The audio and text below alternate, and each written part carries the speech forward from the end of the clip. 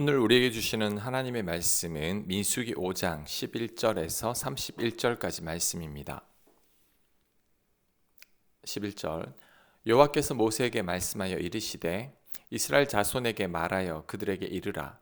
만일 어떤 사람의 아내가 탈선하여 남편에게 시니를 저버렸고 한 남자가 그 여자와 동침하였으나 그의 남편의 눈에 숨겨 드러나지 아니하였고 그 여자의 더러워진 일에 증인도 없고 그가 잡히지도 아니하였어도 그 남편이 의심이 생겨 그 아내를 의심하였는데 그의 아내가 더럽혀졌거나 또는 그 남편이 의심이 생겨 그 아내를 의심하였으나 그 아내가 더럽혀지지 아니하였든지 그의 아내를 데리고 제사장에게로 가서 그를 위하여 보릿가루 10분의 1 에바를 헌물로 드리되 그것에 기름도 붓지 말고 유향도 두지 말라. 이는 의심의 소재요 죄악을 기억나게 하는 기억의 소재라.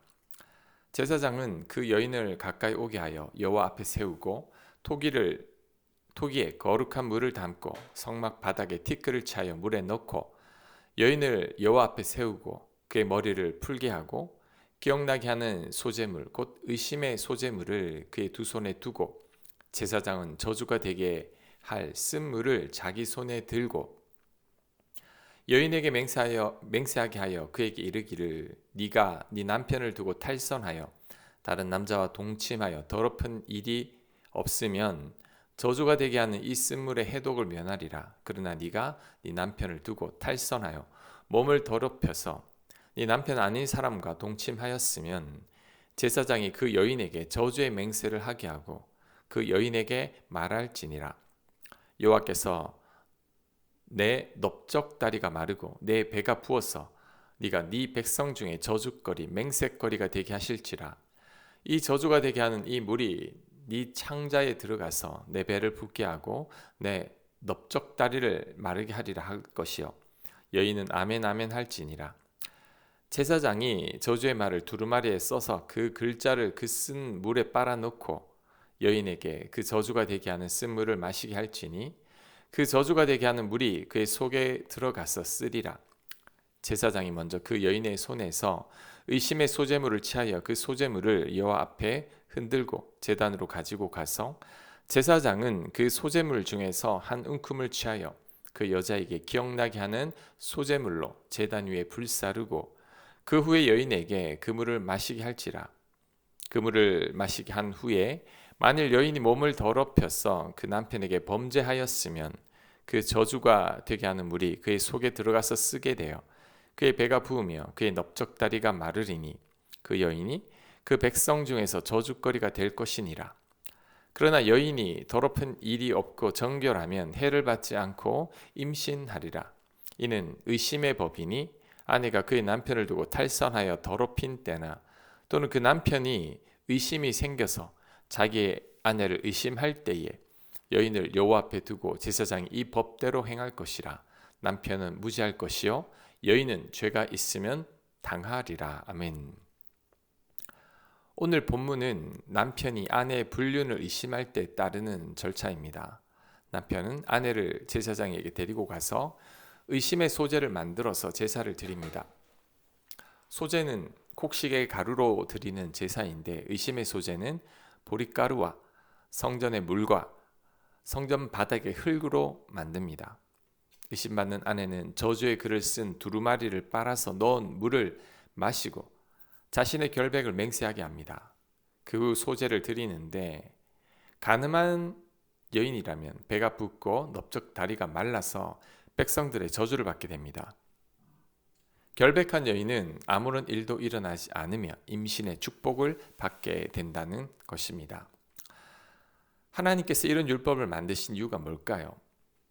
여자만 일방적으로 의심받는 것 같은데 여성차별이 아닌가요? 그런 생각이 들기도 합니다. 이 율법을 왜 만든 걸까요? 이 율법이 우리에게 주는 교훈이 뭘까요?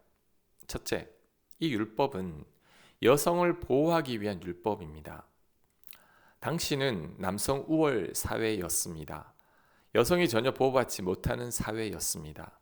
그래서 남편이 아내를 의심하게 되면 어떤 증거도 없이 아내를 가늠한 여인으로 몰아서 내쫓거나 처벌하는 경우가 많았습니다. 의처증을 가진 남편의 아내들은 그로 인해 목숨을 잃기도 했습니다. 약자인 여성들을 보호하기 위해 이런 율법을 만든 것입니다. 이 율법이 없었다면 억울한 누명을 뒤집어 쓰고 죽거나 쫓겨나는 여성들이 많았을 겁니다.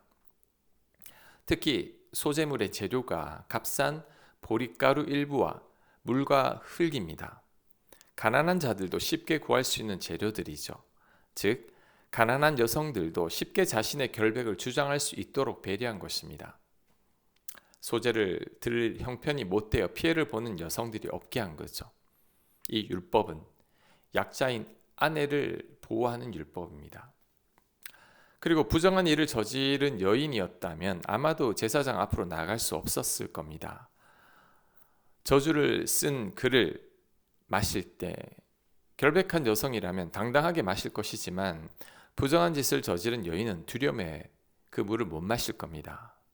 물을 마실 때 얼굴 표정에서 이미 죄가 다 드러날 것입니다. 결국 의심의 소재를 드리는 자리까지 간 여성이라면 거의 대부분 결백한 여성입니다. 결백하지 않은 여성이 어떻게 그 자리까지 나아가겠습니까? 이제 곧 저주를 받을 것인데 어떻게 제사장 앞에 떳떳이 나아가겠습니까? 결국 이 자리까지 나가는 여성은 아무런 죄가 없는 여성일 것입니다. 이런 여성들을 보호하기 위한 율법인 거죠. 하나님의 율법이 너무 지키기 어렵고 까다롭고 번거롭다고 생각해서는 안 됩니다. 다 이유가 있고 우리를 위한 율법이고 우리를 보호하기 위한 율법입니다. 결국은 우리를 다 잘되게 하는 율법입니다. 신명기 6장 24절입니다.